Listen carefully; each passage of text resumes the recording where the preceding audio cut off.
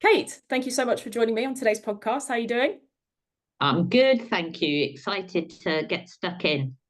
Yes, well, I'm glad that you are, because I know that a lot of students find this particular topic of religious language a bit of a minefield and they don't necessarily engage with it as much as the other topics. So, just to frame it for everybody who's wondering, so the OCR specification loves this topic so much that they actually split it into two, but we're only going to address one today because otherwise we just wouldn't be able to do anything in any substantial detail. So we're going to do part of the modern perspectives on religious language, focusing mostly on verification and falsification. Before we do, I think it might be helpful for those who are perhaps new to this topic of religious language to maybe frame it a little bit and think about what the topic actually is and why it matters, like why there is a question mark over religious language in general. So perhaps we could start with that. So what are your thoughts on that? Why does it matter to philosophers the way in which we use so-called religious language? I think science became more important as a basis for discovering what was real, I think there was a point in history where philosophers looked at some of the religious ideas and were concerned that perhaps people were making statements without any basis Yeah, and were kind of keen to bring them into the same sphere. So to look at religious statements from a scientific perspective. So if you're going to make a claim, then perhaps you need to know what that's based on. So if you say the moon is made of cheese, then you need to provide some evidence that it is made of cheese rather than just expecting everybody to nod wisely and agree with you. yeah, And there was also in theology, I think, a quest for the historical Jesus. So yes. a more of a kind of scientific approach of saying, what is it we actually know about this Jesus of Nazareth from a historical perspective rather than just from a theological perspective. So I think all these ideas that we're discussing today kind of grew out of that basis. Yeah, definitely. So I think, like you say, it's been this attempt in really, you could look at it at the turn of the 20th century, actually. So, sort of, 100 or so years ago, for our perspective, they're trying to bring religious claims more into the scientific domain. And we can talk about whether that's even an appropriate endeavor at all, because a lot of people would question the idea that it actually is. And of course, perhaps we can do this in another episode, but religious language and questions of how we talk about God massively predate that. But I think you're right in terms of framing the modern push towards that more in terms of bringing it into the realm of science. And like you say, this quest for the historical Jesus, which is also something that comes to mind for me when I think about this topic, because there are scholars, religious scholars, first and foremost, Christian scholars, who would argue that, for example, the verification principle is in itself unscientific. So perhaps we can look at that when we look at the weaknesses. Yeah. But if it's okay, can we start with verification and then maybe move on to falsification? So if we talk about this concept of the verification principle, I feel like we've touched on it a little bit in your answer about trying to make religious claims, as it were, more scientific or standing up to the same kind of scientific scrutiny as other claims. But yeah, maybe if we start with the verification principle and then talk about that. So what's your kind of understanding of what the verification principle is, if you had to sort of define it in a nutshell? Okay, so I think what it is in a nutshell is that a statement is only meaningful if Yeah, it can be verified. And what Aya meant by meaningful was not that you understand what I mean. yeah, What yeah, saying was that a statement is only factually significant, actually telling us something about the real world out there, if you can provide the evidence that would verify it. So if I say that there's an orange chair in my room, then that is only meaningful if I can provide the evidence that there's an orange chair in my room, and that becomes a factually significant statement because I have been able to provide the um, the sense experience that would verify it. Sorry, I've just Yeah, messed that up, haven't that's all right. I? No worries, no worries. I really love that you touched on there the actual meaning of meaningful, because I think this is Yeah, something a lot of students get stuck with, and they think that these scholars are there kind of saying that, religious language has no meaning in the sense of no value, and that's not quite what they're saying. They no, acknowledge that, of course, these statements like, for example, God is love, or I love God, whatever it might be, they acknowledge that that has meaning for the speaker. What they're challenging is the idea that this can actually be verified, i.e. proven in a scientific method and through scientific means. And that's mostly using empiricism. So this is something that for those yeah, that are doing OCR, you can link that back to as early as Aristotle, for example, because of course he was using, I often refer to Aristotle as like a very early scientist because he's using a form of the scientific absolutely. method. Exactly. So there are some links there already, which will hopefully help students to kind of, get this, get their head around this. So yeah, absolutely. You've got these early kind of 20th century scholars meeting together. And a lot of this, I think, comes from going back to what you were saying earlier, this idea that actually religious language, ideas about God, theological interpretations of events, whether it be, the life of Christ, whatever it might be, basically belong in the past, right? So it's this idea that there was an unenlightened age when God was used as an explanation for anything that science had not yet mastered. And I think they're trying to challenge that. And again, Yeah, hold religious statements up to scrutiny in that way. Good. I think something that comes up with this, it's not necessarily directly tied in, but yeah, it's this concept of the God of the gaps. So this idea that actually we're just inserting God in wherever science is yet to tread. And there's some yeah, problems, of course, with that, which I think even religious believers would perhaps agree with. But yeah, good. So this idea that Aya, as well, being the key scholar, puts forward this principle. And I think he splits meaningful statements into two types, if I remember yeah, correctly. So should we talk about the difference then between a tautology and a statement that's empirically verifiable? yeah. So a tautology or would argue that so a statement like all bachelors are male. I Yes. mean, it's a statement that's true by definition. So once you've understood the definition of a bachelor as an unmarried male, then it's obvious to you that the statement is true. Yeah. In the same way as a triangle has three sides. As long as you understand the definition of a triangle, then the statement is true by definition. Yes. Um, Whereas a statement, an empirical statement, is a statement that is true by evidence. So you Yeah. can point to some sense experience or way that you can verify it. So there are, there are three cars outside. You could go outside, you could count the number of cars, and you could see that that statement is either true or false by the empirical evidence in front of you. Yeah.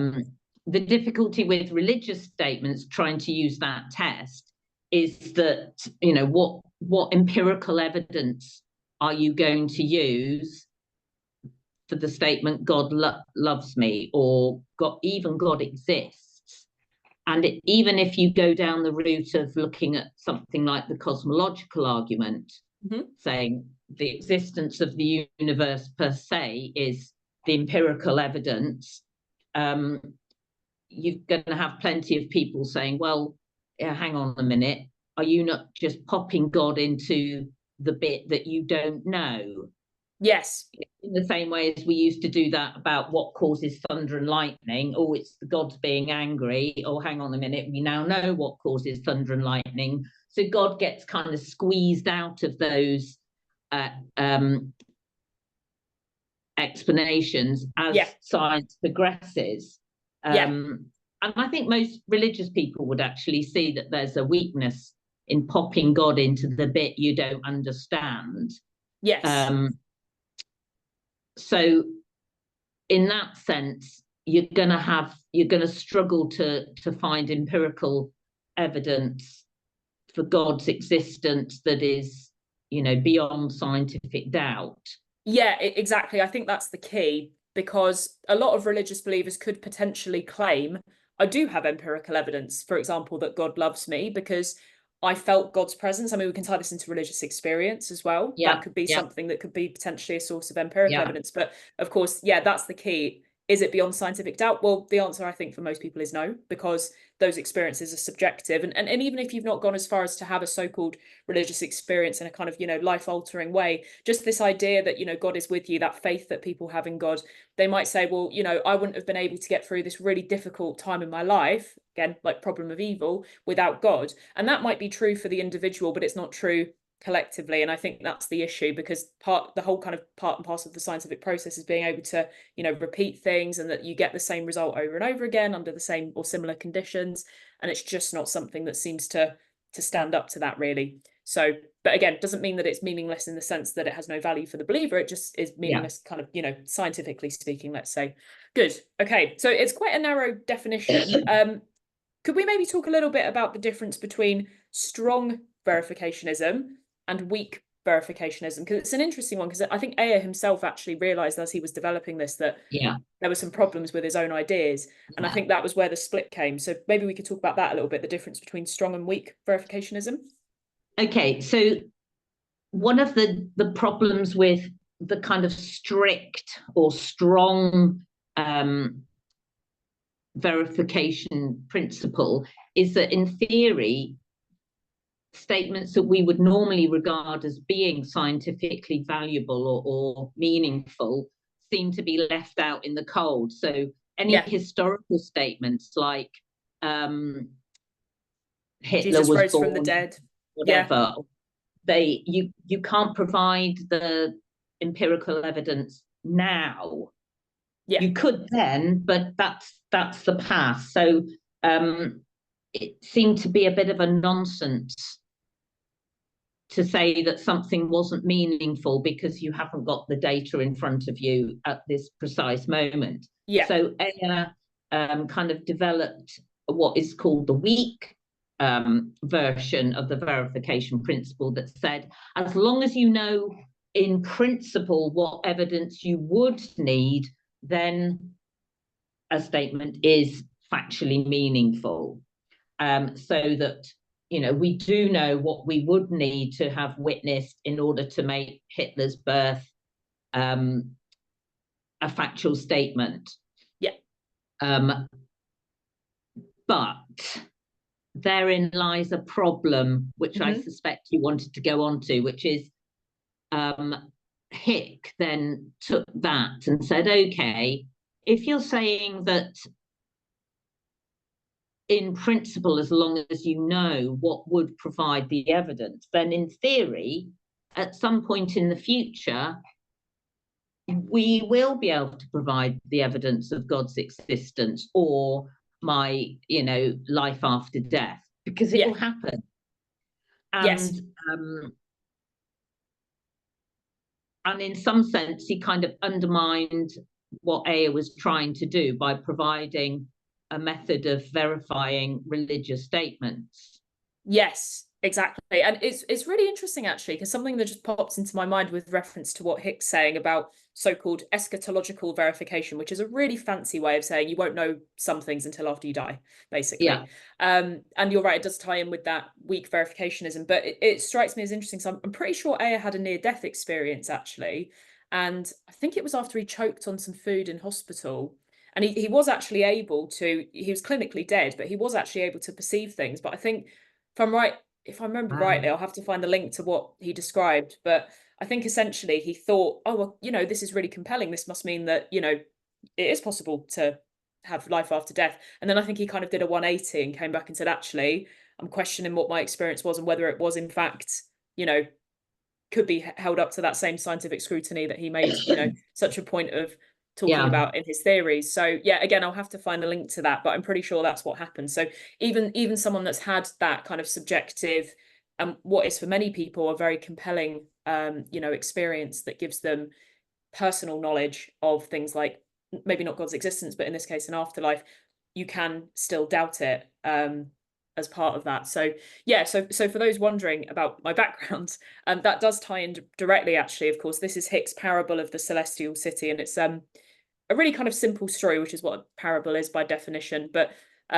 basically you've got two people walking down a road. One of them thinks that there's going to be a celestial city, the other doesn't, and the idea is that when they get to that point, they'll know either way. You know, it's, and again, it's kind of like a metaphor really for life after death, and the idea that some things might be verifiable after we die. I imagine that a lot of scientists would have issue with that, especially if they are, Right. you know, biological materialists, for example, and they don't believe at all that there is life after death. So therefore, if you believe, for example, that your consciousness simply ceases after you die, of course you can't really verify it, can you? Because there's nothing, no faculties with which to verify or deny it. So that seems to be an Okay. issue.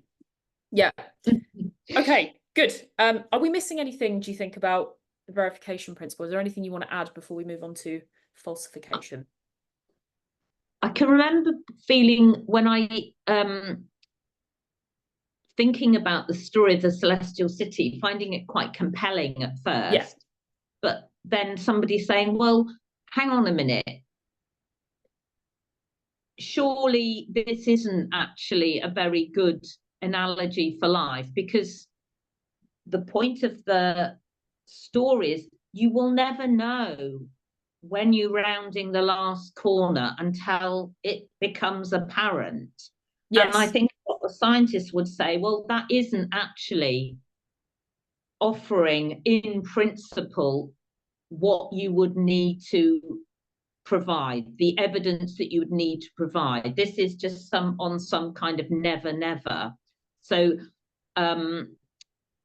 it's quite attractive because it's a nice parable, I think, whereas actually I'm not sure it fits in with the verification principle particularly well. Yeah, I think that's a really fair point, because where do you actually draw the line as well? You might think you've turned that proverbial corner, but there might be something beyond that that disproves what you thought. And the other thing as well, again, going back to this idea that there is no life after death, that kind of stops it dead in the water. And I think I'm generalizing a bit here, but I think the vast majority of people who are perhaps, you know, more scientifically minded or more rooted in materialism would deny that there's life after death. So there's no verification possible at all. So yeah, it's good to do that actually, because you often find that in philosophy. On the face of it, an idea sounds really compelling, and then when you dig a bit deeper, you start to see some issues with it. I feel the same, for Yeah. example, it's a different topic, but when I first learned about the design argument, I was like, oh wow, that's, yeah, it makes a lot of sense. And then you start picking the holes, it kind of starts to slowly unravel, and you know, things change, your perspective changes, which is Yeah. yeah, exciting, but you know, keeps you on your toes intellectually speaking, I think, which is a good thing. Good. Okay, so perhaps we can kind of briefly move over to the falsification side now and think about how maybe that's different to verification. This is something that, from my personal experience, students have found even more difficult. So maybe we can try and break it down and put it in simple terms so that people don't get too confused. So similar question to the verification principle. What's your kind of understanding of the falsification principle and how that's different? So a scientist called Karl Popper, Yeah, which is a fabulous name. I agree. His approach to science was, instead of trying to look for evidence to support your theory, what you should be doing is to try and disprove it. Because if you only look for supporting evidence, you're likely to find it. Yes. So if you've got, you know, or if you observe one white swan and Yeah. then you see another white swan, you might be tempted to think that all swans are white, which is, I believe, what people thought until they went off to Australia and found black swans, and then that kind of disproved their theory. And Popper thought that science that was only looking to confirm theories was what he calls pseudoscience, kind of fake science. Yeah. And so he said, what you should be doing is looking for the evidence that disproves what your claim is, Yeah. or at least know what state of affairs would disprove. So if Yes. my theory was all swans are white, I do know that if I go outside and I see a green one or a black one or any other color other than white, I know that my theory is wrong. Yeah, exactly. And if I don't know what would prove my theory wrong, then my theory is very dodgy. So if I think, okay, my theory is all swans are white, but if I find a green one, I'll still hang on to my theory. well, it doesn't mean anything. Yeah, exactly. So it's kind of Ceases looking to for be, evidence to the contrary. yeah. And Anthony Flew, who was atheist philosopher, he took this idea and developed something called the falsification principle, which basically says a statement is only meaningful if you know what would falsify it. Yeah, If you excellent. can't say that, then it's meaningless. So if I say my mum loves me, Hmm. then I have to concede that there would be a situation where my statement had been proved wrong. If she, I don't know, tried to push me under a train, or Yeah. sent me a little note saying how much she hated me, there would have I would have to concede that my first statement was wrong. Yeah, perfect. And Yeah. if the two are compatible, so if the statement "my mum loves me" is compatible with her trying to push me under trains and sending me, I don't know, razor blades through the post or something horrible, then the statement "my mum loves me" doesn't mean anything. It's the same as "my mum hates me." Yeah, So exactly. statements have to mean something, and you Mm. have. So if I say that I'm in Evesham, Hmm. then I'm denying that I'm in Cheltenham. The two Yes. can't be the same at the same time. So we look to disprove rather than confirm. Yeah, So although this becomes very tricky when you apply it to religious statements. it does. Yeah, absolutely. And I'm again glad that you've mentioned this idea of like what they're looking to do, because I think one of my students in particular got a bit confused with this because I think she was thinking, oh, well, if it's wrong, then if you can falsify it, then it's wrong. So therefore it's not correct. It's like, well, no, it's more about the methods that you're using. It's not about actually proving it wrong. It's about knowing, like you say, in theory, what would be needed. Otherwise, it's meaningless. And in fact, the example that sometimes comes to mind for me, I guess it's kind of similar to the parable of the invisible gardener, which is put forward by Anthony Yes. Flew, the philosopher you mentioned. But Richard Dawkins often says, it's kind of similar to the statement of there's fairies at the bottom of my garden that only come out when nobody's there. And then people say things like, oh, well, let's set up a camera so we can catch them in action. And it's like, oh, no, they'll hide from the camera. They won't be there. And it's just, that's where I think Flu's statement comes in of, religious language can die the death of a thousand qualifications, because you're always coming back with something to say, well, and your example of like your mother hating you say, oh, well, she did send me razor blades in the post, but actually it was because of blah, blah, blah. Like you're always trying to Yeah. qualify, to justify, to find a reason why that's not. I mean, another example that is actually used by, I think, a minority of religious believers, but I have heard it referenced, is when people say, for example, if you're a creationist, like a young earth creationist, and you believe that the earth is between 6,000 to 10,000 years old, in line with what the Genesis account would suggest, and thereafter, the idea that, well, there's dinosaur bones that have been carbon dated that massively go back beyond that. So therefore, that's proof that the Genesis timeline isn't quite correct. And they say, well, that's been planted there by God. It's a test of our faith. So I think one of the things that the falsificationists were trying to put across, if my understanding is correct, is that there's no amount of evidence that sometimes you can put to the contrary that religious believers will actually then say, do you know what, you're right. I think I do have to come to the conclusion that either God is not loving, or whatever statement they're trying to make about God, whatever religious language they're using. So I think it's actually really powerful from that point of view. And actually this idea that, true scientists go out of their way to try to look for evidence to the contrary, I think there's a lot of strength to that. I actually think it's stronger in a way than verificationism. Oh, definitely. Because when religious people make statements, they do want to claim that something that's real and something that's true. They're not just expressing a wobbly feeling inside. I Sure. do think that they're trying to make statements of truth. When they say God loves me, they don't just mean me, they're talking in a wider context.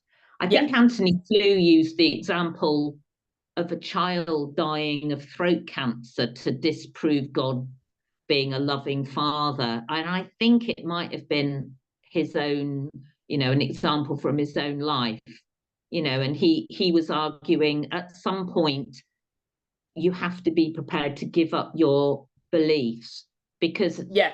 or they have no value, they don't mean anything. The opposite would be equally true. So, and I do find that quite a powerful statement, and perhaps religious people need to be more, some religious people perhaps need to acknowledge that some things do count against the existence of God. Yeah. And I think that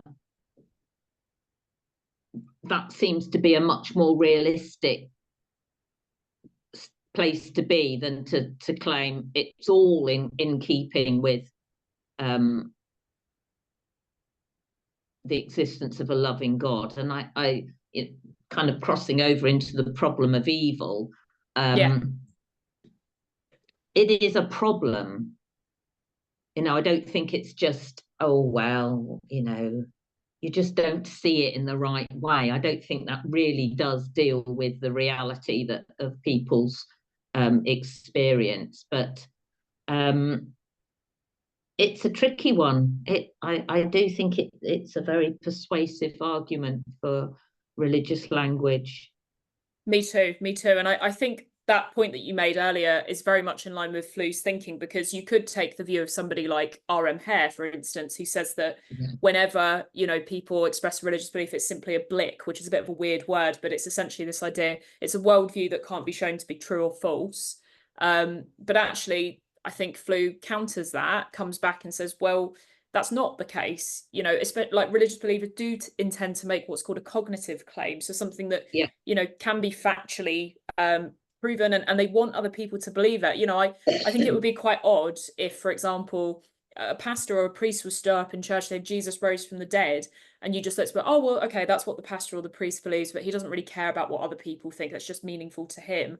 You know, that's the whole kind of point of being in a congregation, that you do have these shared beliefs. And maybe that's where something like language games, I think, would be more helpful, actually, that people are playing by their own sort of sets of rules, and maybe non-religious believers can't really play the game, as it were, because they're not speaking the same language and they're not playing by the same rules. But yeah, that's a whole other thing that we might get into another time, because yeah, we've come to the end now. That's flown by, actually. I really enjoyed that discussion. Is there anything you want to kind of end on? Any sort of advice that you might give to students who are looking at religious language from a modern point of view, and if they do have that kind of, oh, I'm struggling with this topic, which seems to be a pretty much universal thing? I think a really useful way of getting your head round things is, you know, get together with one of your classmates and then try and explain it to each other. You know, Nice. see if you could do this, Yes. little mini podcast to each other, Mm-hmm. or because teaching things is the best way to learn how to explain things. Or if you're more of a, you know, somebody who likes to write things, okay, try and do this in 2 sentences. Don't try and write an essay about it yet. Yeah. Go away and see if you can summarize it in 2 sentences, because if you can do that, you've understood it. Yeah. I love that. And I really like that advice. keep reading. I know, but keep reading those books and go back to them. Maybe don't expect to understand something completely the first time. Read Yeah. it 3 times. And you know, we both acknowledge that this is a hard topic, Yeah, for sure. and we both taught it a lot of times. And you just got to keep going at it. It's not because you're doing anything wrong or you're stupid or something. It's because it's hard. Yeah, You know? exactly. It's objectively hard. And I think it's one of those things we don't often talk about or think about, the way that we use language. Whereas things like more external, let's say, like, you know, does God exist, or the problem of evil, like they're things that you can see in the world. Whereas I think our use of language is kind of going down the Wittgenstein route now, but it's quite private. You know, it does reflect something about our inner world, and it's not something we give much consideration to. And I think you're right. You know, it's not that you're the problem if you're finding this hard. I remember when I was at university learning about the linguistic turn, And it was difficult. It was this idea that, you know, and this kind of goes back to the foundational ideas about religious language, but that human language cannot capture the divine, and not even just the divine, but human language can't capture anything. And I remember sitting in a tutorial being really confused, like, well, why are we, you know, we're here talking right now, you know, but if we take this logic too far, that means that we shouldn't be having any conversations at all because everything is meaningless. And, you know, it can get a little bit headachy and abstract, but I think that advice of, you know, talking with a friend, trying to explain it to them. I often tell students, go and try and tell your mum or your dad what I just told you. Yeah. And that's great too, because then that's somebody who's outside of it, and if you can explain it to somebody who is new to the topic, that's great. That shows that you've understood it, like you say. So yeah, some really good practical advice there. And of course, yeah, reading and trying to summarize things briefly before you tackle an essay, doing it in steps, not expecting to understand it all straight away. Fabulous advice. So brilliant. Well, thank you very much, Kate. It's been a pleasure to talk about this with you. You're very welcome. Students will find it useful as well. I'd love to get you back on at some point to discuss more religious language if you're up for it. Love to. Brilliant. Okay, I'll let you go in the meantime. Thank you so much again. Cheers. You're Take very care. welcome. Bye-bye. Thank you. Bye.